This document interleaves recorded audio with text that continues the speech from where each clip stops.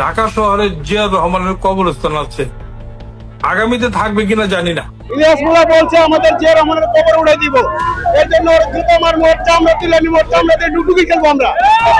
সে নেশাগ্রস্ত অবস্থায় সে কথাটা বলেছে।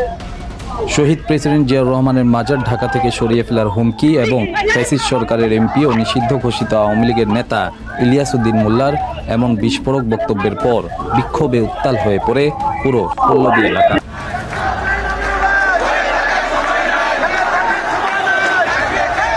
যুব ও ক্রীড়া প্রতিমন্ত্রী আমিনুল হকের নির্দেশে স্থানীয় নেতাকর্মীদের এই বিক্ষোভ মিছিল ও সমাবেশে পল্লবী থানা ছাত্রদল, যুবদল ও শ্রমিক দলের নেতাকর্মীদের ইলিয়াস উদ্দিন মোল্লার বিরুদ্ধে নানা স্লোগান দিতে দেখা যায়।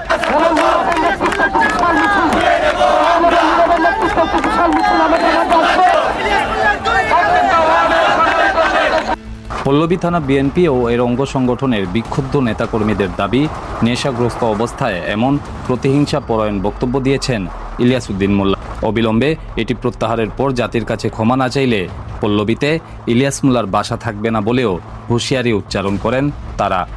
সে নেশাগ্রস্ত অবস্থায় সে কথাটা বলেছে, তা আমরা এখনো তাকে বলছি যে আপনি যেই ভাষায় কথা বলেছেন, নেশা অবস্থায় কথা বলেছেন, আপনি এটা প্রকাশ্যে জাতির সামনে হাঁটু গেড়ে ক্ষমা চান, না হলে আপনার ঘর বাড়ি পল্লবীতে থাকতে দেওয়া যাবে না।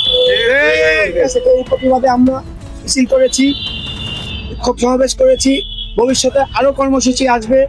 ছাত্রদল জিয়া পরিবারের ভ্যানগার্ড, জিয়া পরিবারের সম্বন্ধে যদি কেউ কথা বলে, শহীদ প্রেসিডেন্ট জিয়াউর রহমানের সম্বন্ধে যদি কেউ কথা বলে, তাকে আমরা থাকতে দিব না ইনশাআল্লাহ। ফ্যাসিস্ট সরকারের সাবেক এমপি ইলিয়াস উদ্দিন মোল্লার এই বিস্ফোরক বক্তব্যের প্রতিবাদে আয়োজিত এই বিক্ষোভ মিছিলে অংশ নেওয়া প্রত্যেকটি নেতাকর্মীর মাঝেই লক্ষ্য করা যায় ব্যাপক ক্ষোভ। ইলিয়াস মুল্লাহ বলছে আমাদের জিয়া রহমানের কবর উড়াই দিব, এর জন্য ওর জুতো মার মোর্চা আমরা তুলে নিব, আমরা ডুবুকি খেলবো আমরা। ঠিক আছে, এই জন্য আমাদের কোনো ঠিকানা নাই, আমাদের ঠিকানা ভারতে, বাংলাদেশে আমাদের কোনো ঠিকানা হবে না ইনশাআল্লাহ।